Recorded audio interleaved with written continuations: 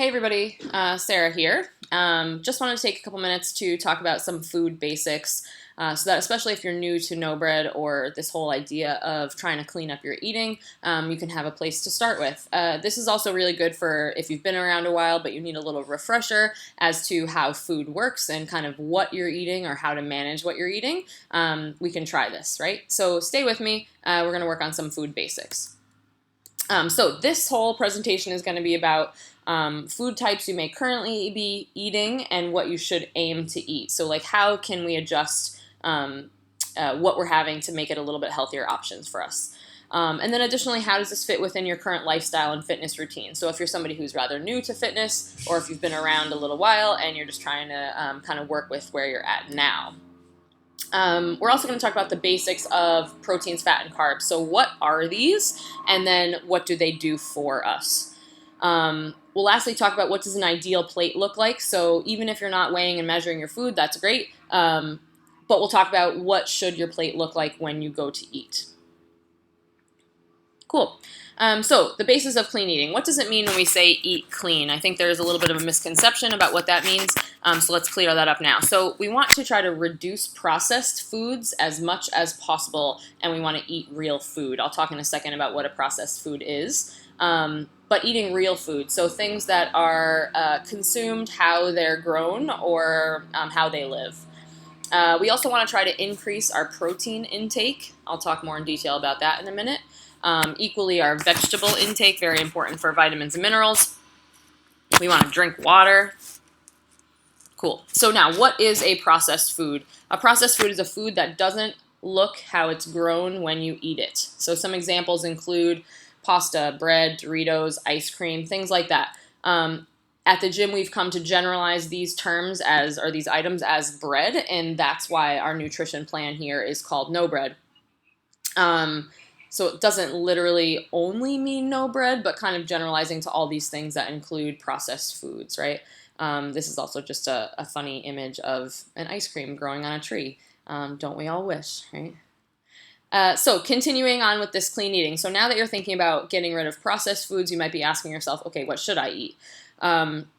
With this in mind, the quality of your food matters. So like how good is the stuff that you're having? So consider meats and vegetables, things like chicken, beef, turkey, steak, the list goes on, right? Fish, eggs, and then any kinds of vegetables that you can have. Broccoli, spinach, asparagus, avocado, carrots, etc. Some of these are heavier than others, but if you kind of stick with a colorful assortment of vegetables and greens being a major additive there, that would be great. Some nuts and seeds. So again, trying not to overdo these as they do add up calorically pretty quickly, but are certainly a good option. We'll talk more about fats in a minute. So these things include cashews, pistachios, coconut oils or avocado oils, things like that. Nut butters, so that's like your almond butters or even peanut butter really. And then almonds, walnuts, Brazil nuts, things like that. Some fruits, right? Apple, strawberries, oranges, bananas, berries, mangoes, one of my favorites, melon, pineapple, cherries, etc.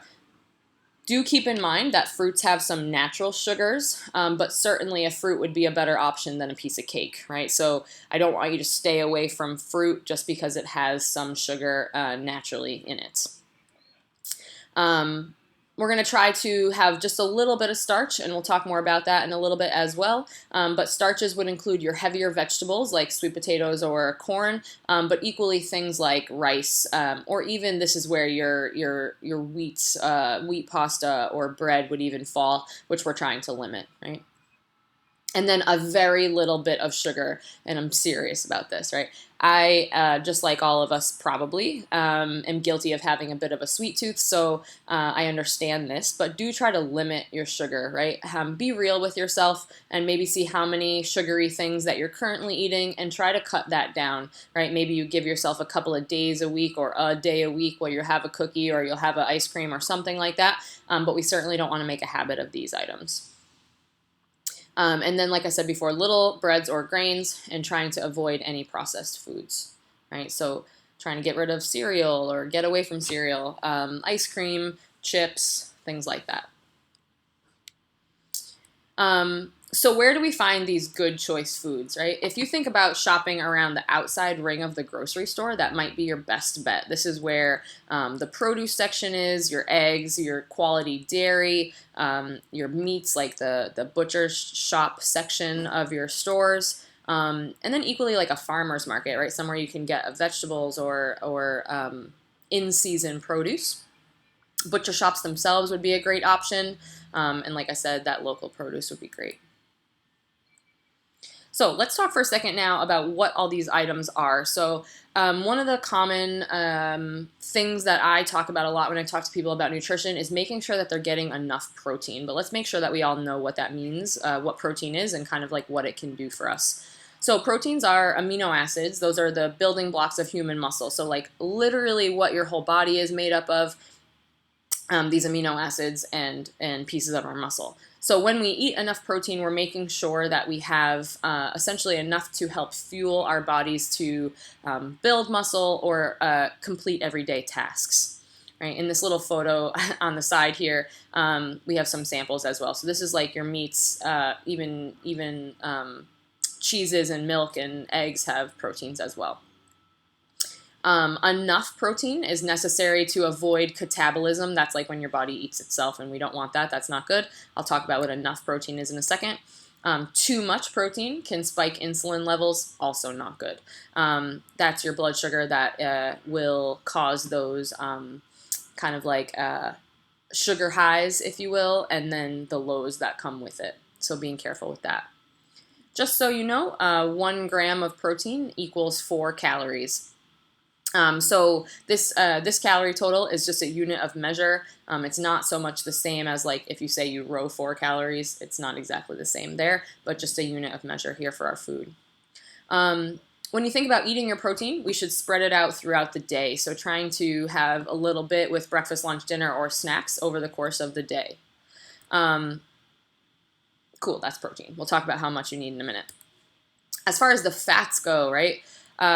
These are cushions for our organs, cells, and joints. So we need fat. With that being said, eating fat does not necessarily make you fat. Certainly, if we have too much of anything, it can certainly add body fat. But eating avocado or having a little bit of olive oil with your salad will not make you fat as long as you're not overusing it.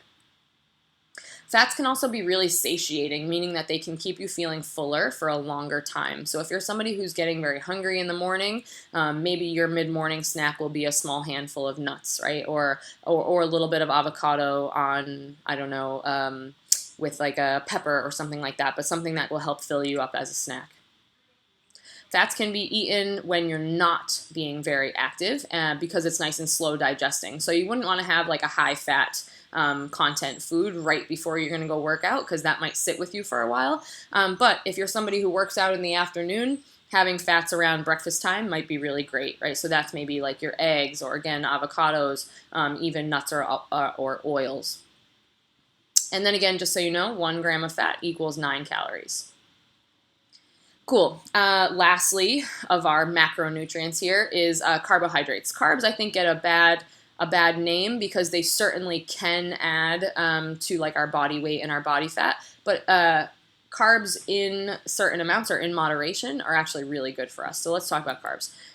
This is the energy of life. Our cells need carbs for energy. So in order for our whole body to process, we need some form of carbs, right? Especially if you're an athlete, these are going to be really beneficial to you, especially if you're new to the gym. You might have carbs around your workout time. We'll talk about that in a second. Eating carbs around your workout can allow your blood sugar levels to be topped off, so the body will not burn muscle cells for energy. So the last thing we would want while we're trying to do bicep curls is for little bits of our bicep to be eaten away because we don't have enough fuel in our body to function. So that means that our body would then process fat stores and other things like that to help fuel our workouts. Some carb sources after intense workouts will also allow for muscle growth. So if you've just been through a really tough workout, having a carb snack afterwards would be a really great option. With carbs, we want to try to find a sweet spot, no pun intended, of carb intake that will allow for muscle growth and energy processing while not supporting fat gains, right? So again, carbs get a bad rap because in excess they can certainly add to body fat. However, if you're good about the amount of carbs that you're having and the carbs that you do choose are good choices, so like fruits, vegetables, things like that, chances are they are not adding to your body fat. And then again, just so you know, 1 gram of a carb equals 4 calories.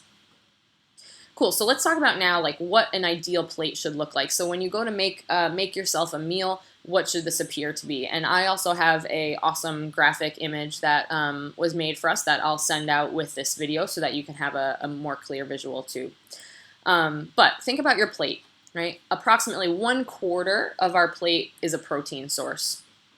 So that means approximately 1/4 of our plate would be something like chicken or tuna or steak or turkey or even eggs or something like that. And then also as a reference, a palm size, right, of your hand is about 20 to 30 grams of protein, right?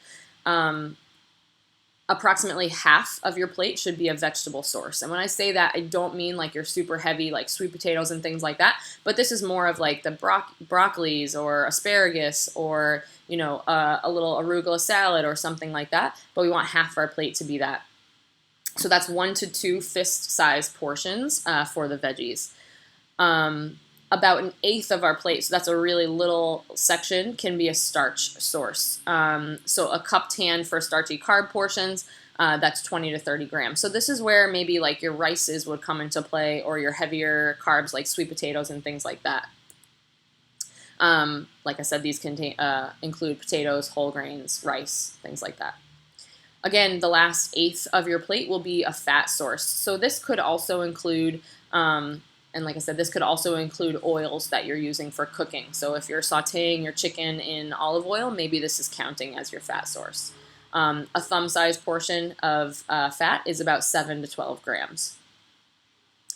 Before I show you the graphic that goes along with this, think about this. Based on your weight, right, you want to try to get approximately 15 to 20 grams less in protein. Right? So if you weigh 200 pounds, then you want to eat approximately 185, maybe 180 grams of protein per day. If you don't feel like you're currently doing that, you might write down what you're eating and then try to see if you can add that up. An app like MyFitnessPal might be really good in helping you to do that math. But if you try to then reach that protein goal, the chances are that your carbs and fat portions might come way down and help you even out how much you're having. This is certainly also a useful tool to remember when traveling, when we have less control over our plate, or you know, if you're out to lunch or something like that. Having this idea of what it should look like is beneficial too. So here's this graphic that I was talking about before, which I can send out as well. But if this is your visual of your plates, this might help you then to pick your choices, right? So proteins are, again, chicken, meat, egg whites, eggs, fish, etc. That should be about 25%. These are your heavier carbs here, which should be a smaller percent. Then our fats, very small percent as well. And again, those can be used for oils and cooking and stuff like that. And then most of our meal or most of our plate should include these lighter veggies like broccoli, peppers, beans, Brussels sprouts, things of that nature. So this is going to give you hopefully a really good starting point for how to think about your food. Over the next couple of weeks and days, we'll kind of curtail some of these conversations a little bit as well. But please get in touch with me if you have specific questions about your food or if you're still confused about any of this.